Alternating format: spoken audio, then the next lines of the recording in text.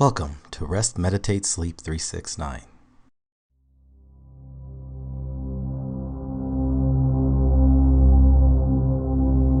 Like to talk about something that may be slightly foreign to you, though perhaps you have heard the word and have given to it special kind of significance. And it is one of the most important things to understand.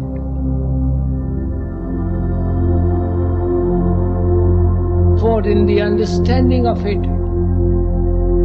perhaps we shall be able to understand and live the whole complex problem of existence, in which is included all relationship, not only the relationship between ourselves and our property, but also the relationship between one another, and the relationship, if there is any, to reality.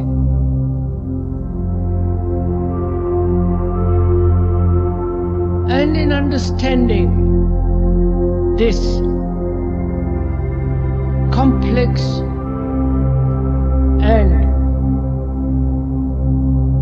very troublesome existence, we shall also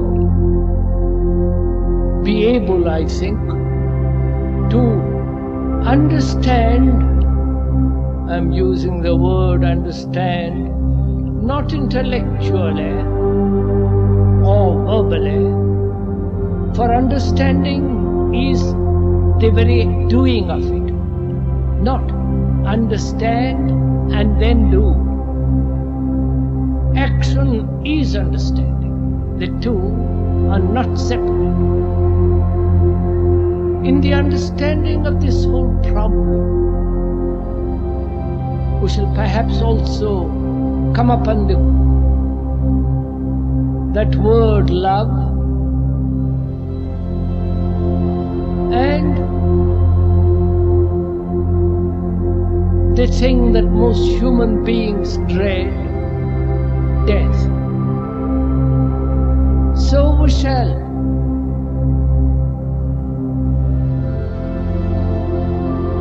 look, explore together into this question of life, existence, in which is included all relationship, love and death. And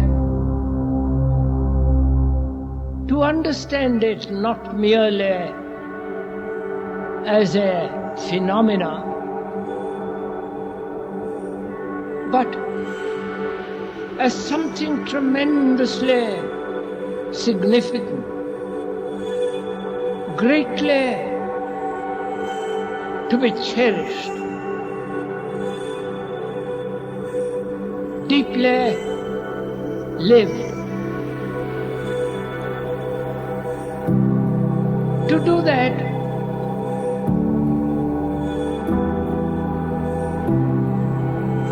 meditation is the approach to this problem of living.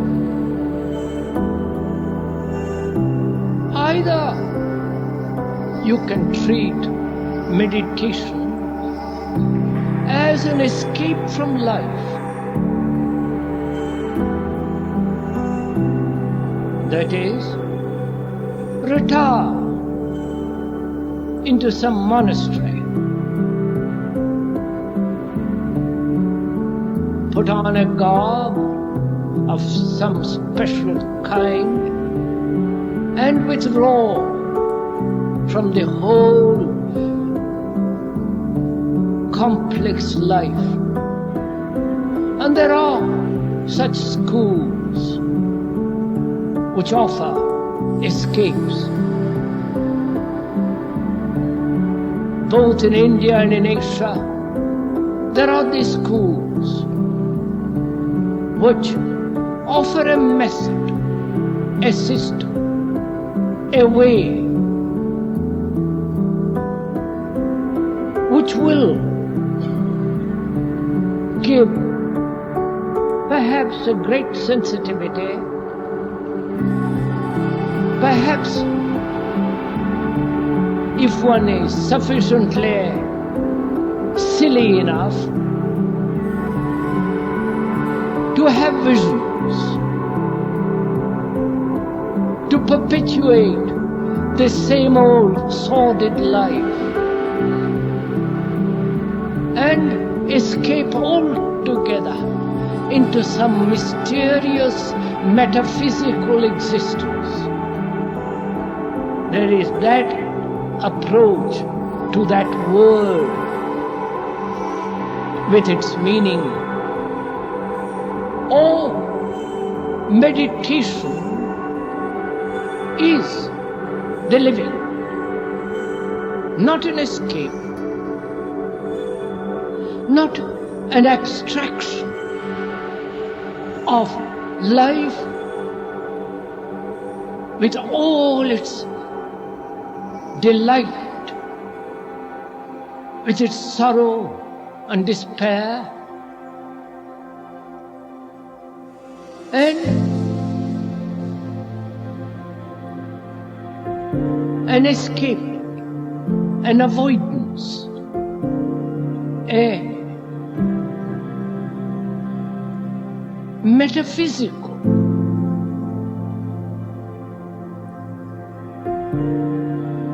mystical, non-realistic but romantic escape. So we are not using that word as a means of escape, but rather to understand the very existence, the whole meaning of life. I think that has great meaning. And meditation becomes then a benediction, an extraordinary thing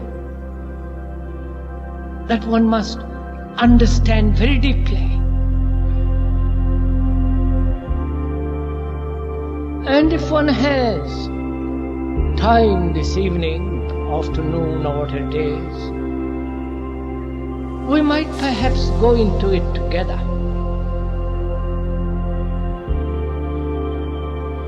Because that word has now become the fashion. To talk about meditation, it's almost on every lip. It is even in the New Yorker. And every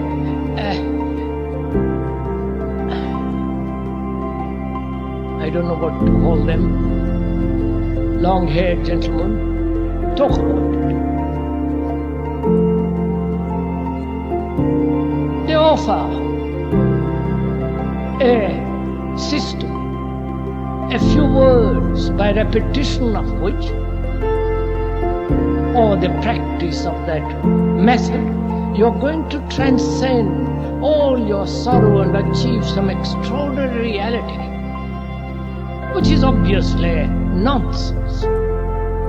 Because a stupid mind, a dull mind, a mind that is conditioned, heavily sodden by its own prejudices and superstitions and conclusions, a dull mind can meditate indefinitely, following a certain method, and it will still remain a dull mind. So we can intelligently, objectively push all that aside. The method, the how, the pattern set down by the ancients or by the modern yogi with all his pretensions, offering for a certain sum of money the absurdity for exchange of what is called enlightenment. We can, in examining it, see its futility. So we won't in any way concern or be involved in those forms of escapes which is called meditation. So let's be very clear from the very beginning that meditation is not an entertainment. It's not something that you purchase from another, whatever the price be. It is not the acceptance of authority of any kind, including that of the speaker, and especially that of the speaker.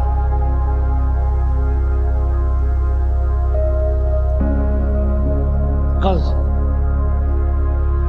in understanding this extraordinary problem of living, there is no one authority, no teacher, no master, no guru, because they have all failed. Because each one of us is in travail, is in sorrow, confused, miserable, striving. And it is important, essential that we understand that, and not some mysterious vision. And visions are very easily explained. Mind can produce, believe in anything, and convince itself of anything. And it can play any trick through drugs, through repetition of words, through various forms of self-hypnosis.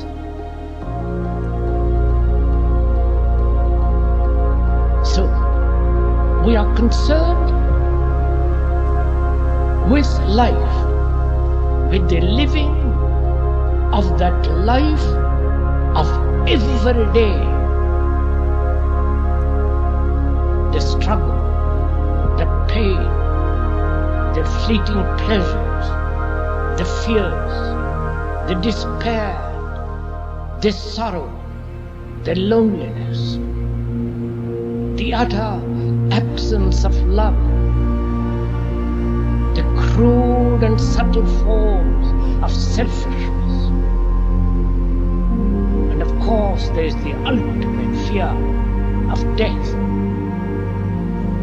So that's what we are concerned. And to understand that deeply, with all the passion that is necessary, meditation is the key, not given by another, not to be put together by any book, by any philosopher, by any specialist.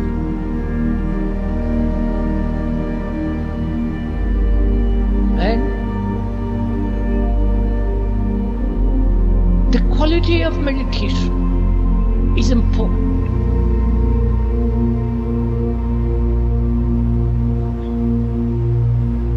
The word itself means to ponder over,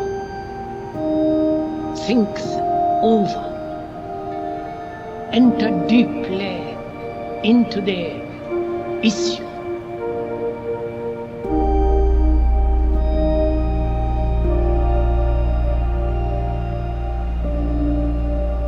So, meditation then is not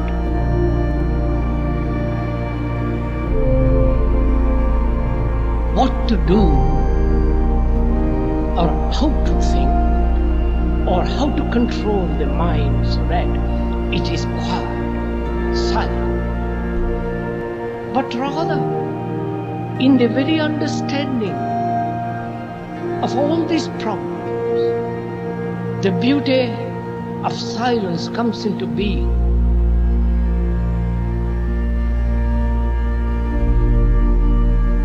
For without beauty in life, not the beauty in those mountains, in those trees, in the light on the water or in the bird on the wing, but the beauty in living, to come upon that in daily life, whether it is in the office or at home, or when you are walking by yourself, communing with nature and with the world. If there is no beauty, then life, the very living, has no significance whatsoever.